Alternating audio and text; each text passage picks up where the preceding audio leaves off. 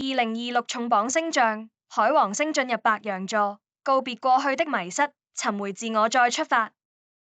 海王星今天正式告別雙魚座，結束14年的迷幻之旅，而下次再回到雙魚座已是150年後了。這不僅意味着一個時代的終結，也啟示着我們是時候穿透那些年的迷茫與迷失，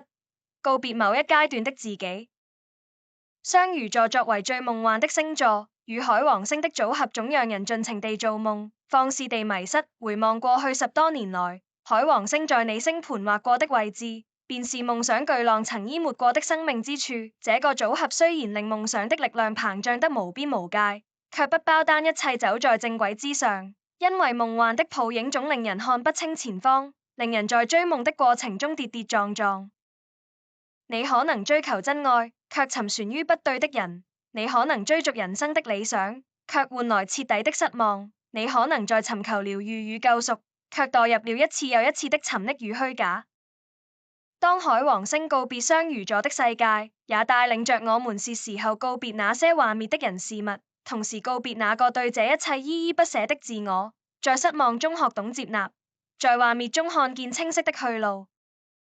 過去的你，若因為情感牽情而猶豫不決，或因為沉溺迷惘而放棄或延誤了該走的路，那麼當海王星轉入最具個人意志的白羊座，我們將會有更強烈的意欲狠狠地告別那個不願面對現實的自己。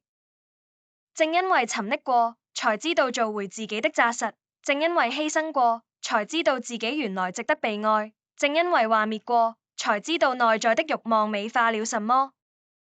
當海王星重新回到黃道之刺的白羊座，正好讓我們領略到，生命中曾掠過的浮水幻影，只是幫助我們側面地看清自己。只要撥開雲霧，拋開依賴與依戀，我們隨時可以做回真實的自我，隨時可以為自我而活，而不為他人犧牲什麼。